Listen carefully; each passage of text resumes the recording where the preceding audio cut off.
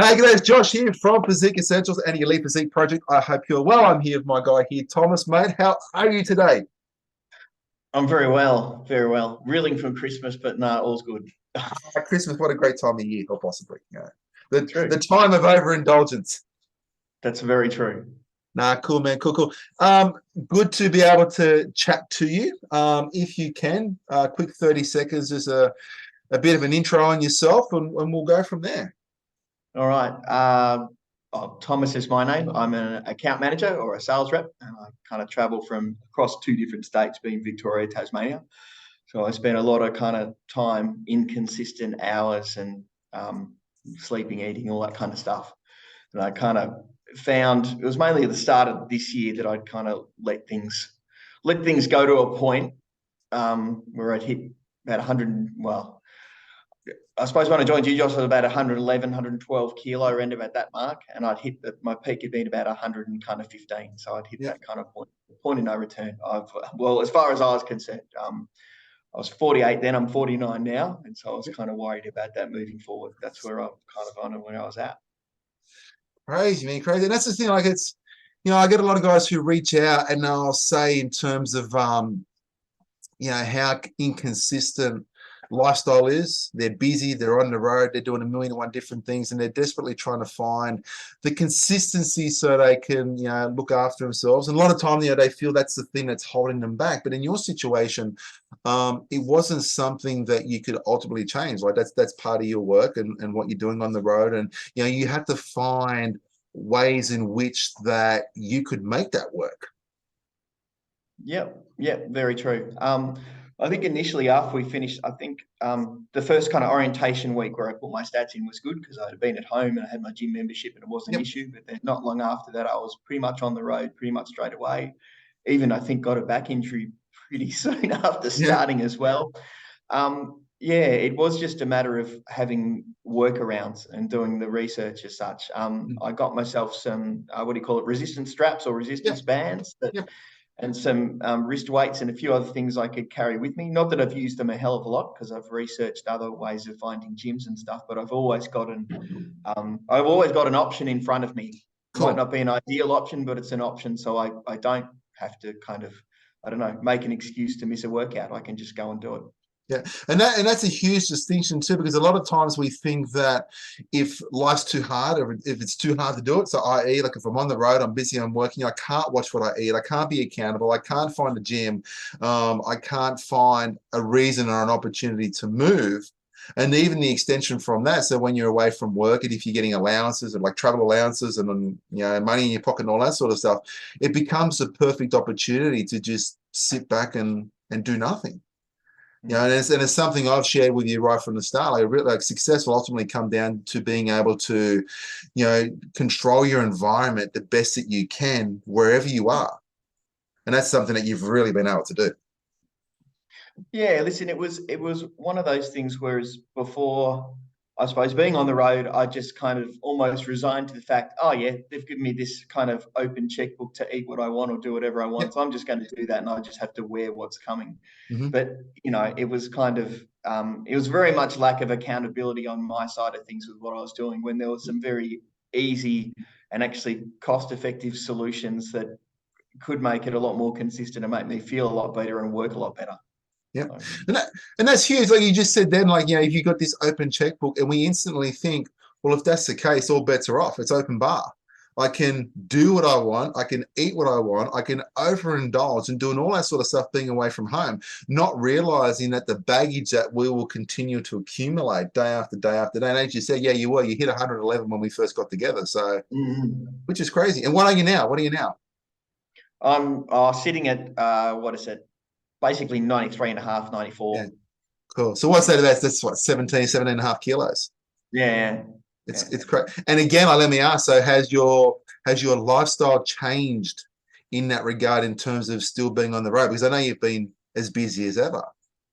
Yeah, no, I mean, I am still on the road as such. I mean, the COVID situation, which was before I suppose, met yourself and got into this program, I was kind of working from home more than I am now. Hmm. But it still is very much the same, I suppose, inconsistent role that I've always had.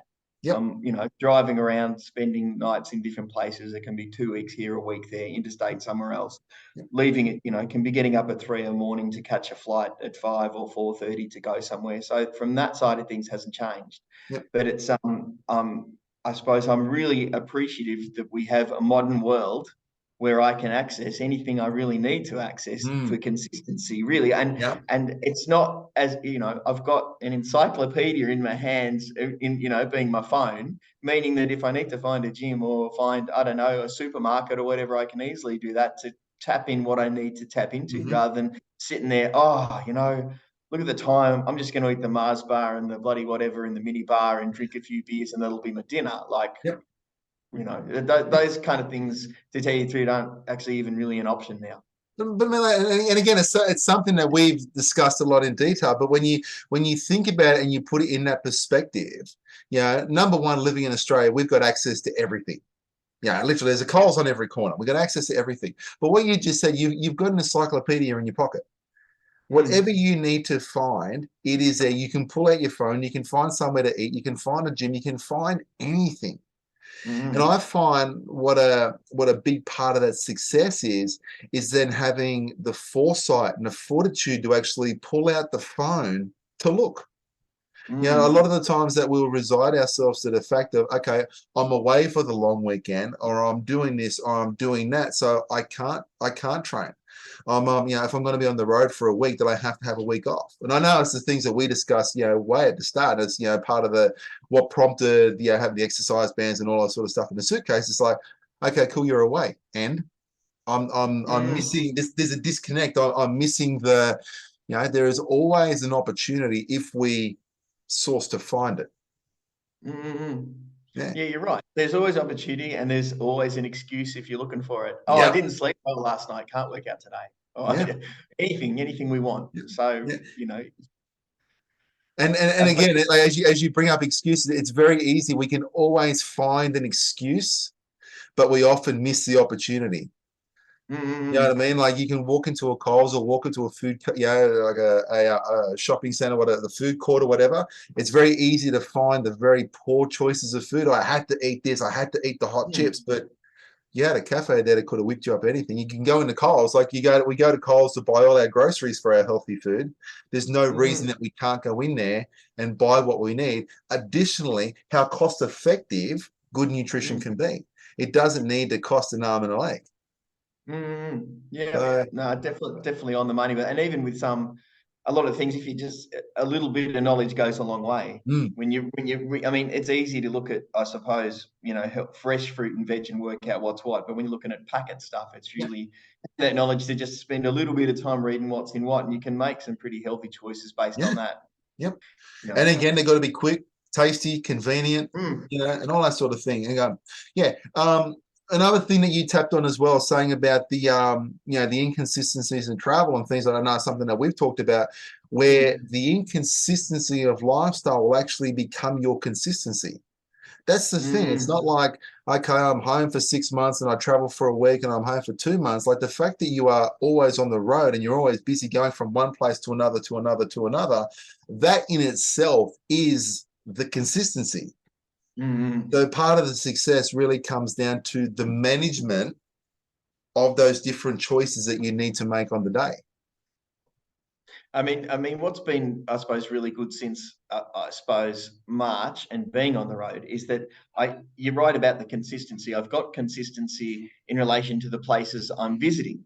So therefore, I get used to those environments and what's available and what times are open, and then I just kind of go around to, you know, I just suit to fit, because now I know that gym's only open from 9 till 4 or whatever it is. So I know that if I'm going to use that, you know, equipment, then that's when I'm going to be there. And so I can just work that out even before I go. So it's become a lot easier. Yep. And again, even that's still part of the pre-framing that we do. And that pre-framing can serve you being on the road and somewhere that you're not normally, or it could be at home. It could be a week off from work and you're at home and it's like, cool, I'm getting up today. What am I going to do? Am I training today? Yes or no? Do I need to do some grocery shopping? What have I got planned? Am I seeing friends? Whatever. It's exactly the same. So it really just comes down to us being able to understand the time constraints that we have, the opportunities that are presented to us, and when I just slip things in, you know, when do I put this square peg in a round hole, and ultimately just becoming better problem solvers. You know, the challenges and the obstacles that we may have today is going to be completely different to what we have tomorrow, but our ability to solve today's problem can then carry over into tomorrow's problem. And that's one of the things I've noticed from you. Like the more that we continue to talk, the things that would have, what's the word I'm looking for? You know, unraveled you 6 months ago, now are not it's not even worth a discussion. It's just kind of like, yeah, I'm on top of it. It's all good. It's very much, a lot of the stuff that was a huge issue before is pretty much a bit of a non-issue now. I look at it, I mean, if I had a night where I didn't sleep or had a couple of beers or whatever it is, I might feel crappy about it, but I'm not thinking that this is going to unravel everything. Whereas previously, it definitely would have unraveled a lot. Yeah. And I think for a lot of guys as well, it unravels very, very quickly. And I'm not sure of the reasoning behind, you know what I mean? Like they can stack many days, many weeks of good progression, good consistency, and they have one off night or one occurrence, and before we know it, it kind of just all derails. And I'm not sure, like that, maybe that comes down to, you know, the level of habits and routine that have been built up consistently over time. Like I've got a very strong belief that we are who we are. And some of those core traits, it's very, very hard to change, if not impossible. You know what I mean? Our own personal relationships with food, how we've been brought up and so forth. But it doesn't mean that we cannot build new relationships on top. We can't build new habits and new routines and new systems. And it's almost like, you know, you're building up and you want to build up an unstoppable amount of momentum. So if you've got many weeks and many months of really good consistency and you have a trip up, could be like Christmas, it could be going out and having a few beers one night, that's cool. You wake up the next morning and just get back on track. Yeah, we might fear that all that success is going to be unraveled, but it's only going to be unraveled if you continue to allow all those past indiscretions to take you down the path that you no longer wish to go. Yep, totally understand that. Cool, man. It's been a very, very cool journey. That's it. So and still continuing, which is good. Well, again, you know, it's one of those things where, you know, often we put our hand up at the start and we go, this is the goal. And once that goal is achieved, then it becomes the stepping stone to the next goal and the next goal. You know, so it all becomes this consistent part of life. And, you know, I think that if we become very, you know, very driven and one-sided, I'm just going to hit this goal and this goal makes me happy, or is it more so the process of, you know, you fall in love with the process of just, you know, being able to eat well, to move well, to have that level of consistency and accountability. So what you're really doing there is changing the environment and how you do things, environment and how I live. I'm no longer, you know, as influenced to make decisions that will not take me down the path I want to go. I want to have more energy, I want to have more strength, more confidence. And also too, I don't want to be held back from the things or what caused me distress previously. I don't want to live that lifestyle anymore. You know, just because I'm going away for a week doesn't mean I need to smash the minibar every night. Yeah, exactly. Yeah. No, man, it's very, very cool. And I think one of the things I've really noticed about you is not only in terms of the weight that you've lost, you know, like 17 kilos, that's a shit ton of weight, but more so too that the growth that you've experienced, and as you said previously, the things that may have raveled you or ruffled your feathers a few months ago, now just it's all just kind of, it's part of the process. It doesn't even warrant concern. You've already moved through. I think what's been really good, not just I mean, I've lost weight before, but not this much in this space of time. But what's really good about this is that the whole weekly reflection of your wins and losses and looking at the end of the day, at the end of the week, because it really kind of makes you kind of, I suppose, weigh up the importance of certain things. Yep. You know, you kind of look at the end of the week of what's been important to me. Has it been, you know, has it been a nutritional goal, or has it been the lifting weight goal? Or has it been something totally different that's just an effect of doing what I'm doing, feeling good about something or whatever it is. Yep. It's just been really good to reflect on all of that kind of stuff because it's kind of added up. There's been a lot more positives than negatives, which is great. Whereas before, the negatives, even one, would outweigh the 10 positives. 100%. Yeah, so it's 100%. And again, saying that, this all comes down to, you know, being able to build a better environment. You know what I mean? And for those who are watching this who don't know, like, so I'm very big on pre-framing, so daily work, so being able to set your day up to have wins, and also to reflecting over the day. Has today been a good day, a productive day, a positive day? But then also to weekly work. And what weekly work is the summary of the week. So again, in terms of educational lessons, things that we're doing, but more so it is about you in this situation, the opportunity to be able to reflect over the week. What wins have I had? What losses? What challenges? What have I overcome? Because ultimately, success comes down to being able to stack more wins. That's it. Not necessarily just about, following a training program of, hit my steps or whatever, or I'm following this really crazy routine or this diet. Ultimately, there's only two things that we've got control over as people: the way we eat and the way we move. That is it. But the kicker to all of this is life. It's just the day-to-day struggle. It's the day-to-day commitment with work, external commitments, external influences, things like COVID and all that sort of stuff, because they do very much influence what we do. They influence our movements, they influence our decision making, they influence what we're going to consume. It ultimately comes down to, do we still maintain control over life, or are we letting life control us? And the perfect example at the start is where being away for work, having an inconsistent lifestyle, which in turn was consistent, but having the belief that because it's inconsistent, I'm never going to get the goals that I want. That's the path that we go down. So here now is a very, very big flip in perspective. I've still got control. I'm on the road. I'm still getting cash in my pocket and all that sort of stuff, but I've still got control. I can still move. I can still train. I can still eat well. What am I going to do that's going to stack the wins in my favor so I can continue to succeed? And that's it. So, and as I said, and this is the great thing. So watching your growth week after week, and it only continues to improve. And it goes to show that success itself and the weight loss and having the energy and all that sort of stuff really is just a byproduct of the lifestyle that we live. As long as the lifestyle is directed in that to where I want to go, you'll continue to win. So yeah, there's going to be lots of more good things to come. So we won't let this go too long because it's easy to waffle. I want people engaged. So look, do you have any parting thoughts or anything like that, or something that you'd like to be able to share? Oh, I think I've probably said most of it. Really, it's just more about. It's not coming into this. I thought certain things would be hard. I thought one. The workout side of stuff would be difficult because I was getting older and stiffer, and movement was, not so flash. I thought the diet stuff would be hard, but those two things weren't super hard. It was more getting over my own mental concepts about stuff more than anything else. I never felt like I was starving. I never didn't. Actually, most work after a workout, I always really enjoyed a workout. So from that side of things, it wasn't an issue at all. It was more the mental game going into a meal or going into a workout to whether I would do it or not. Or stick with it. That was the hard thing, which was pretty hard, but not what I was expecting. It's different, and this is where it even comes back. Step number one of our 5-step training is all about ownership. And that is all about getting that mirror, turning that mirror back onto yourself. And it's like, right, cool, you've been at this for years. You've dieted before. You've successfully lost weight. You know it. The information is out there. It's straightforward, simple, easy. Follow a workout, follow a diet. You'll lose weight.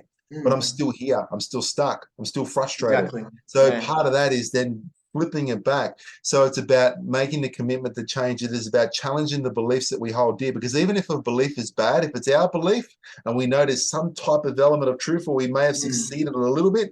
Yeah, I did this. I regained 20 kilos, but I still lost 15. So there's still some part of it that worked. So by being able to, we have to, face that head on. So as I said, and as you said, the workouts can be relatively straightforward, and the nutritional side of things. And sometimes guys are looking for the magic. They're looking for the, the special celebrity workout. They're looking for the new diet that no one knows about. They're looking for the latest discovery. The real big discovery again is that ownership. It's being able to reflect. Why do I hold the things that I hold precious? Why are they important to me? Is this itself? Am I keeping myself stuck? What is it that I need to do? And once you're able to change that and change your beliefs and change the way you think, and you're ultimately becoming a better problem solver, then the world opens up. So it's very cool. And this is really only just the start. It's just the start of getting things. So there's lots more that's going to come your way. Yeah, I'm looking forward to it. Cool, man. Cool. So again, we'll wrap this up. Tom, thank you so much. Again, my name is Josh. If he's inspired you or his journey in any way, shape, or form, please just scroll down, leave a comment, reach out. I'm very, very easy to find on the socials, and we'll go from there. Thank you, sir. We'll talk soon. Thank you. Thanks. We'll talk later. All right.